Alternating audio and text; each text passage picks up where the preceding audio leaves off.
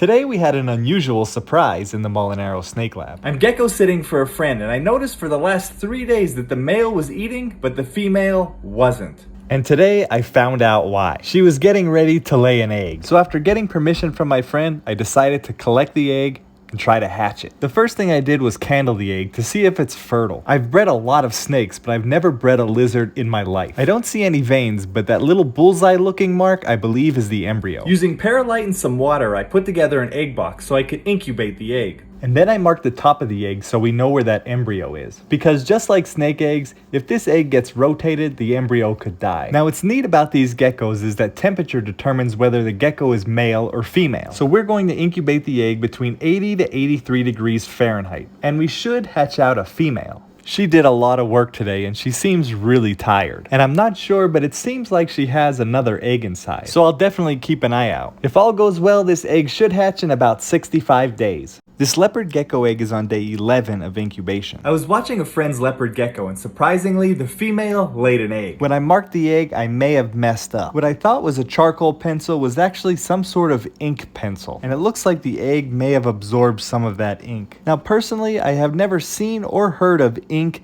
negatively impacting an egg, and the eggshells usually do a pretty good job of protecting the embryo, but it seems like something you would want to stay away from, especially with such a tiny egg. Other than that, the egg looks healthy, so I'm going to candle it to see if we could see any development. I've never hatched a gecko in my life, so I'm not sure what the different stages of incubation should look like. But it does appear that there is some more development than there was when the egg was first laid. I'm incubating at a little bit lower of a temperature, so development will be a little bit slower. And because of this, we should hatch a female. Overall, this egg is looking pretty good right now. I don't see any signs of the egg going bad or denting in due to dehydration. So I'll just keep incubating and I'll update you soon.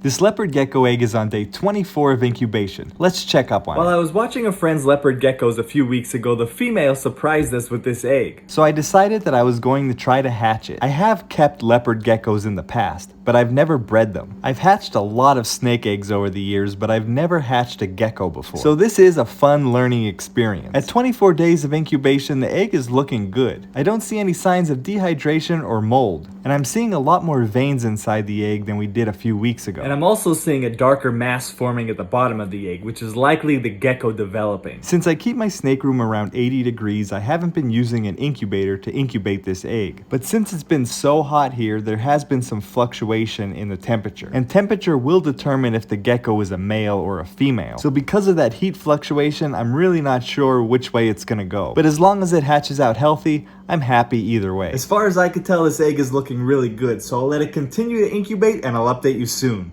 This leopard gecko egg is on day 38 of incubation. Let's check up on it. The egg is still firm and nice and plump, which means it's properly hydrated. I don't have a hydrometer in this egg box, but I'm trying to maintain the humidity pretty close to 100%. I could still see some very strong veins when I candled the egg this time. And it looks like the bottom of the egg is getting very dark. So dark that the light is not even passing through anymore. Which leads me to believe that that's the gecko developing inside. I'm not really experienced with gecko eggs, but to me, it looks like everything is developing properly. Despite incubating at such a high humidity level, I don't see any mold growing, which would likely happen if the environment was too wet. The outside of the egg is kind of like sandpaper. And that's because when the mother laid the egg, she rolled it around in sand a little bit, and that sand ultimately stuck to the egg and hardened. I'm hoping that that doesn't cause any issues for the gecko when it tries to hatch. We'll keep a close eye on it, especially when it gets close to hatching. But if the baby gecko does need some help hatching, we'll be here to assist.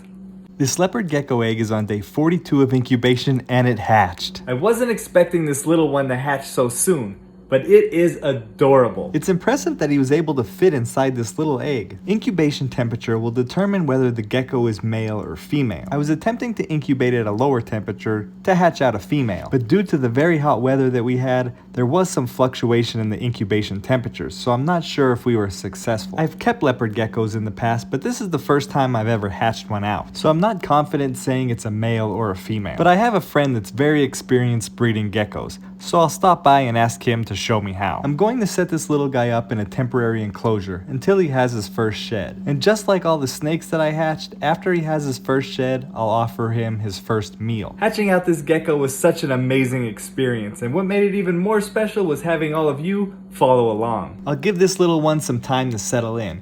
and then I'll update you after it has its first shed. This leopard gecko hatched 3 days ago. When I checked on him today, I noticed some droppings, which makes me think that he just had his first shed. Leopard geckos eat their shed. They don't leave it behind like snakes do. So I figured it was a good time to offer him a meal. I first tried to offer him a mealworm off of tweezers, but he didn't take it. So I decided to let the mealworm walk around on the ground naturally to see if it would kick in the gecko's natural instincts. But he wasn't interested. He seemed more interested on trying to escape out of the tub. The gecko does have a natural instinct to eat. However, this is its first time encountering something that it can eat, so he may need a little bit of time to figure out what he needs to do. Leopard geckos are insectivores, meaning they only eat bugs. So I'm going to offer him another type of insect that maybe he'll like better. This time we're going to offer him a cricket. And he also didn't show much interest in wanting to eat the cricket. But he's also being filmed, there's a big bright light on him and a human looking down at him, which are all new experiences, so he's likely a little stressed out. So I'm going to tuck him in for the night and I'll leave the bugs in there, and we'll see if they're gone tomorrow. We offered this leopard gecko its first ever meal. Let's see if it ate. We left one mealworm and one cricket inside of his enclosure. The mealworm is still here, but I don't see the cricket. So I'm thinking that he ate it. When we initially offered him food, he wouldn't eat it. And it's likely because this is all new to him. Plus there's bright lights, we're videotaping, and there's a human standing over him. But when we tucked him away into his enclosure, he relaxed and ate. Today we'll leave the mealworm in there, and we'll also offer him a few more crickets. I got him smaller crickets this time, and I also dusted them with some calcium powder. Once again, he's not showing any interest in eating them off the tweezers. I'll drop a total of 3 crickets in the enclosure with him. So now we have 1 mealworm and 3 crickets inside of the enclosure with him.